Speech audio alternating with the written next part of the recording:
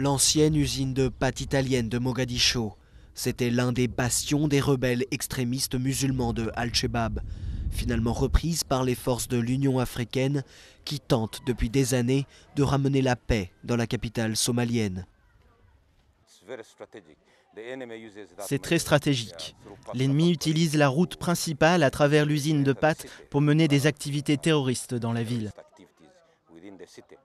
C'est la route qu'il nous fallait avant tout contrôler. Il y a 2 mois, les forces d'Al-Shabaab ont perdu des positions dans la capitale, notamment le vieux stade qui leur servait de camp d'entraînement.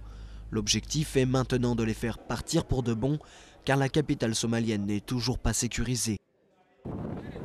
La semaine dernière, un attentat suicide a fait plus de 80 morts. Ils veulent dire au reste du monde qu'ils sont toujours à Mogadiscio. Mais faites-moi confiance, Al-Shabaab ne peut pas changer. Ils ne peuvent pas diriger la vie des Somaliens. On ne va pas accepter ça. On ne va pas les laisser non plus intimider la force de l'Union africaine. Ils pensent qu'ils peuvent gagner, mais ils ne vont pas gagner. C'est hors de question. Les soldats de l'Union africaine veulent d'abord sécuriser Mogadiscio, puis attaquer les rebelles en dehors de la ville. Cela supposerait qu'ils laissent la responsabilité de la capitale aux forces du gouvernement.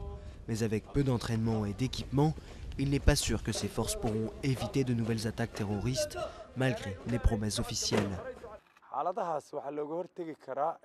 On ne tolérera pas les meurtres de civils.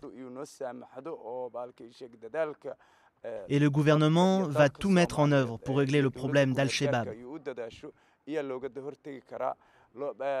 Les forces armées de la Somalie vont vigoureusement défendre la population et ne vont pas laisser le terrorisme évoluer dans ce pays.